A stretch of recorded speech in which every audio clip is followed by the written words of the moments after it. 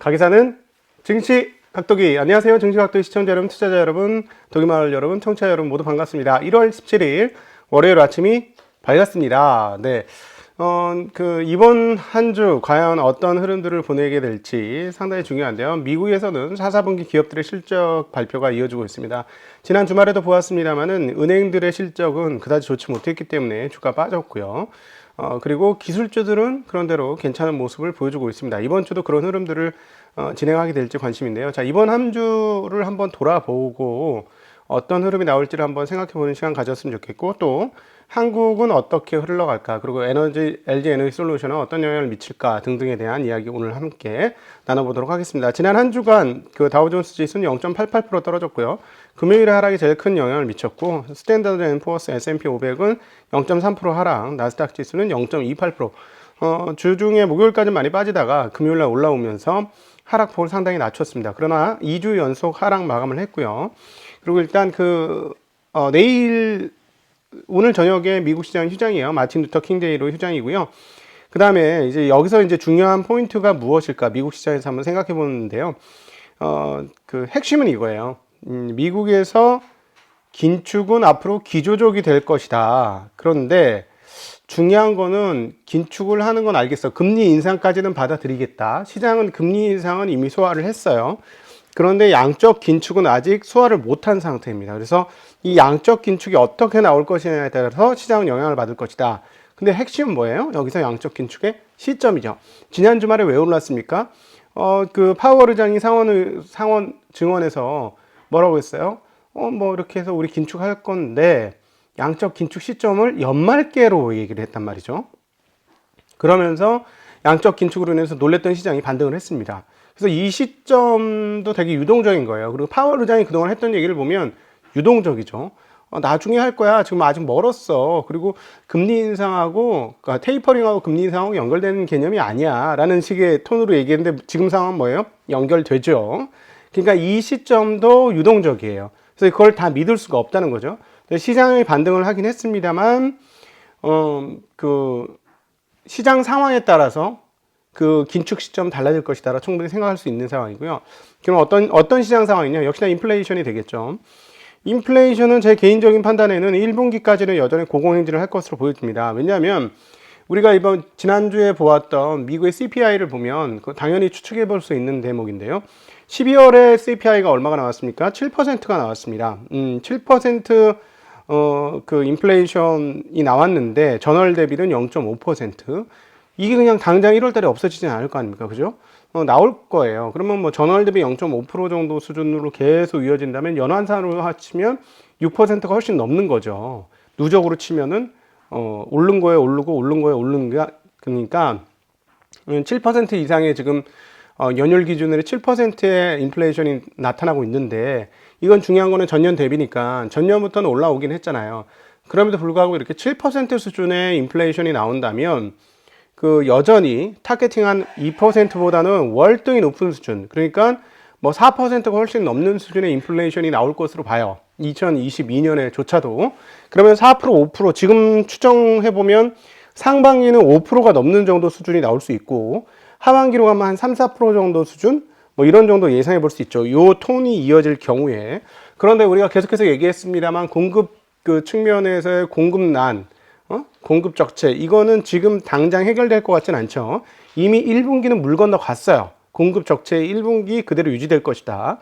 그런 상황이기 때문에 1분기 내내 우리는 상당히 낮지 않은 인플레이션을 볼 것이다. 최소한 4에서 5% 정도 수준의 인플레이션을 볼 가능성이 매우 높다.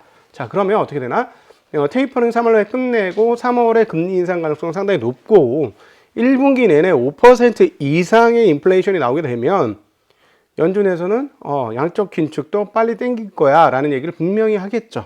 그래서 앞으로 인플레이션이 어떻게 나오는지를 잘 보실 필요가 있을 것 같습니다. 이건 저 개인적인 추정인데요. 충분히 이런 정도의 추정은 누구나 할 수 있는 추정 아닌가 하는 생각이 들고요.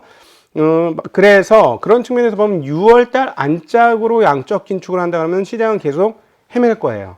미국 시장 기준으로 말씀드립니다. 그래? 양적 긴축이 그렇게 빨라? 하면 쉽사리 시장이 올라갈라 그러다가도 양적 긴축에 대한 부담감으로 눌리고, 올라갈라 하다가 눌리고, 하는 흐름들이 계속 나타날 수 있다. 그래서 상반기에 미국 시장 좀 애매하다라는 말씀 드릴 수 있을 것 같고요.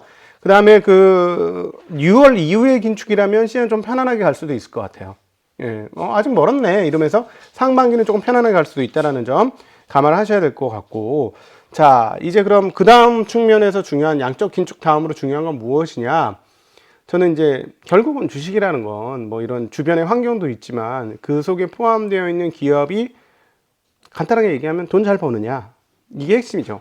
내가 투자한 기업이 돈 잘 벌면 주변 환경이 나쁘더라도 그냥 고지 뭐, 그죠? 고죠. 자, 그렇다면 여기서 가장 중요한 기업은 어떤 기업일까요?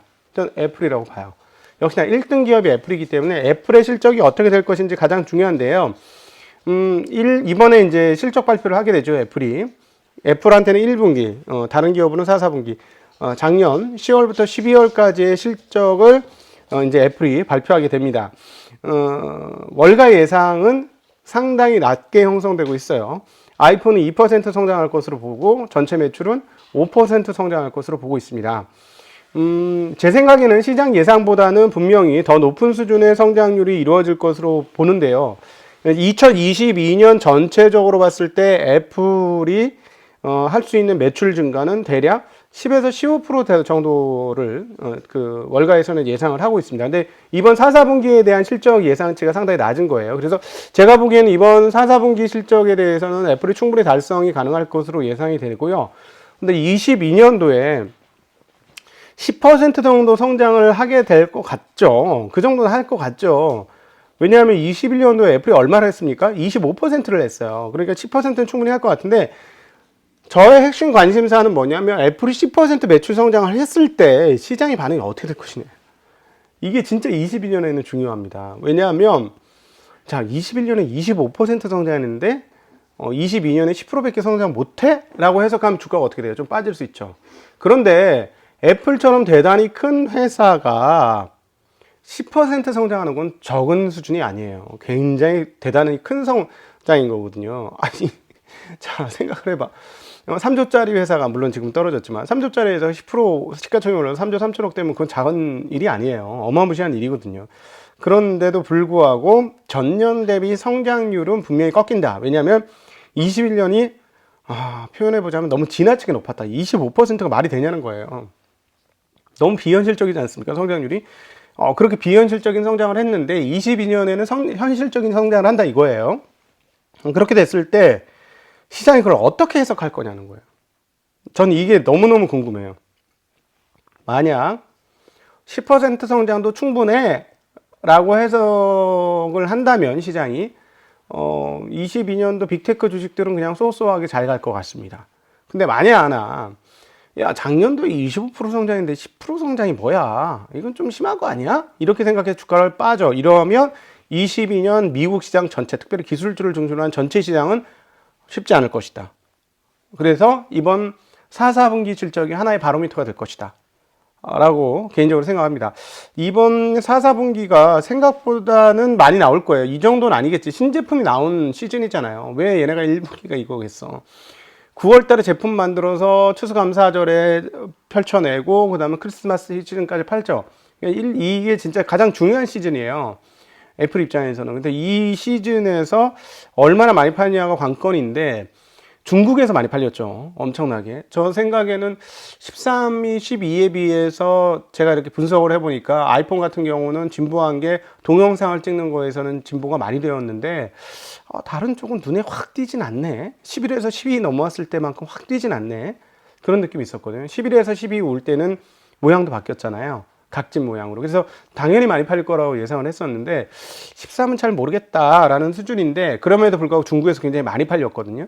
그래서 성장률은 어느 정도 나올 것 같고, 그거를 어느 정도 당연히 예를 들어 4, 4분기 애플이 전년 비해서 한 15% 이상 성장했다면 당연히 주가가 오를 거예요. 그리고 전반적인 기술주들의 흐름들도 양호하게 나올 수 있습니다. 근데 10% 언더로 만약에 성장했을 때 과연 시장 반응이 어떻게 될 것이냐, 이 부분이 이번 실적 시즌에서 저는 개인적으로 가장 중요하게 보는 포인트다라고 생각을 하고 있고요. 미국 기업의 4, 4분기 실적은 대체적으로 양호할 것 같습니다. 은행주들은 좋지 않을 것으로 예상하고요. 은행주들 주가는 대략 이익 증가는 한 2% 정도밖에 증가하지 않았을 것으로 봐요. 그러니까 이미 지난 주말에도 웰스파고를 제외하고는 엄청나게 JP모건 6%까지 빠졌었죠. 기술주 순이익은 11% 증가할 것으로 예상하고요. 자재는 62%, 산업 관련주는 52%, 그다음 임의 소비재는 33% 정도의 실적 증가를 월가에서 예상하고 있습니다. 이런 정도의 실적 증가라면 4, 4분기 실적 시즌 그다지 나쁘지 않을 것이다 라는 예상을 해보고, 그럼에도 불구하고 빅테크들이 빠지면 주가 못 오르죠. 그래서 애플에 대해서 길게 말씀드렸던 것이고, 자, 그리고 중국이 이번 주 성장률을 발표합니다. 4, 4분기 국내 총생산 GDP와 12월 산업생산, 12월 소매 판매를 각각 공개하게 되는데요. 저는 개인적으로 3%대 정도 수준의 성장률을 기록할 것으로 예상을 하고 있습니다. 중국의 목표인 5% 성장을 위해서는 22년에는 무엇인가 완화적 통화 정책이 필요한 시점입니다. 그래서 이번에 성장률을 발표하고 나서 중국에서 어떤 완화적 스탠스를 취할 것인지 여부가 상당히 중요하고, 저는 취할 것으로 보여지고요. 그렇다면 중국은 인프라와 국영기업 중심으로 주가 반등을 기대해 볼 수 있다. 그리고 중국 홍콩에 있는 테크 주식들에 대한 중국의 압박이 어느 정도 수준에서 마무리되는지 여부도 1분기에 되게 재밌는 포인트가 될 것이다. 분명히 계속해서 압박하기는 쉽지는 않을 거예요. 이제 정리가 어느 정도 끝나는 단계가 1분기를 거치면서 우리가 볼 수 있지 않을까 하는 예상을 해봅니다. 자, 이제 한국 시장으로 넘어서 한국 시장 얘기해보죠. 자, 한국 시장 이번 주 별로 재미없을 것이다. 왜요? LG 에너지 솔루션 있잖아요. 자, LG 에너지 솔루션 궁금하실 분들이 있을 것 같아서 청약 일정 정리해 드리도록 하겠습니다. 내일과 모레 공모 청약하게 됩니다. 그리고 21일 날, 그러니까 금요일이죠. 18, 17, 18, 19, 22, 금요일 날, 배정이 되고요. 그 다음에 그날 21일 날 돈을 내야 되는 거죠. 돈을 가지고 가는 날이고요. 그 다음에 상장일은 27일입니다. 다음 주고요. 확정 공모가는 30만원, 그리고 공모 주식수는 4,250만 주, 공모 금액은 무려 12조 7,500억입니다. 와, 놀랍죠. 그리고 이제 여기서 이제 중요한 거는 이제 공모하시는 분들 수요 예측 신청 가격이 얼마인지를 보셔야 되겠죠. 30만원 이상으로 수요 예측을 적어낸 데는 47% 정도 됩니다. 그리고 30만원을 제시한 데는 43.6% 정도가 되고, 가격을 안 낸 곳은 9.5% 정도가 되는데요. 자, 그러면 어떻게 될 거냐? 시초가에서 30만원 초과로 생각하는 사람들이 절반 정도가 됐으니 시초가부터 30만원 이상으로 갈 가능성은 충분히 있어 보이죠. 그래서 공모를 해서 단기적으로 단기 시세 차이 가능성은 좀 있어 보입니다. 그런데 이제 신청한 사람들 중에서 기관이나 우리 사주는 어차피 1년이고, LG화학 대주주 80% 이상 갖고 있는 사람, 대주주는 6개월 동안 주식을 팔지 못해요. 대주주가 팔면 안 되겠지, 근데 어쨌든 지금 이번에 신청한 사람들 중에서 안 팔겠다고 한 비율이 있는데요. 15일 동안 안 팔겠다라고 한 게 약 신청 수량 3천, 이게 지금 수량이 뭔가 좀 이상한데, 신청 수량으로 하니까 수량이 너무 많이 나오는 것 같아요.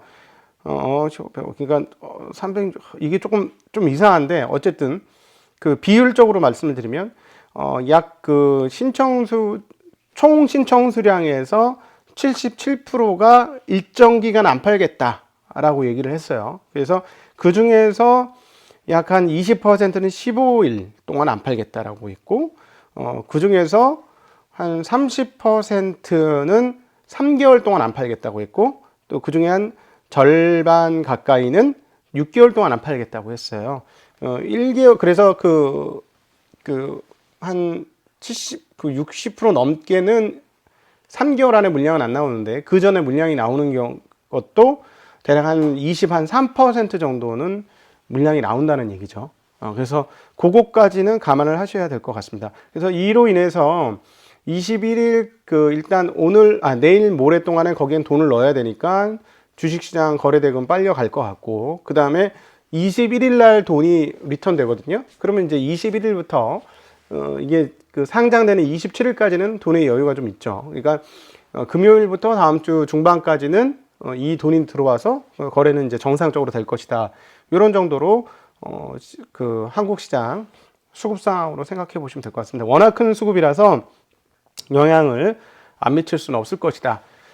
그런데 뭐 그 사이에 한국은 지금 IT 주식들이 발군하고 있어요.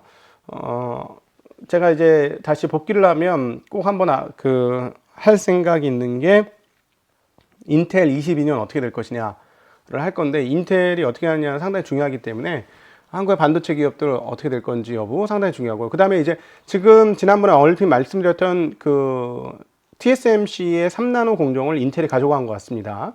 보도가 나왔거든요.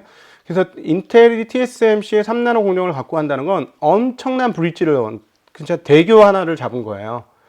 왜냐하면 지금 3나노까지 갈 수가 없어. 지금 인텔 7이라는 공정이잖아요. 그러니까 10나노 공정이긴 하지만 니네들의 7나노하고 똑같아 라는 게 인텔 7 공정인데, 지금 3나노까지는 못 가는 거예요, 당분간. 근데 그걸 TSMC의 배를 타고 3나노를 간 다음에, 그 다음에 20A라고 하는, 20옹스트롱이라고 하는 이제 2나노 공정은 자기네가 직접 하겠다는 것이잖아요. 근데 2나노 공정까지 갈 때 몇 년의 시간이 필요한데, 그걸 TSMC의 3나노로 타겠다라는 것이죠.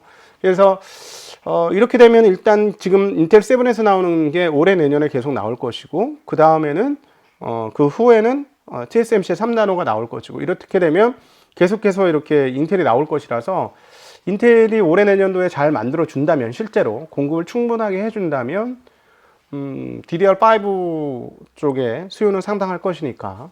DDR5 지금 겁나게 비싸거든요. 지금 살 수가 없어요. 너무 비싸요. 팔긴 팔아요. 저하고 가까운 사람이 그거 달았어. 미쳤지. 컴퓨터 한 대가 450. 근데 어쨌든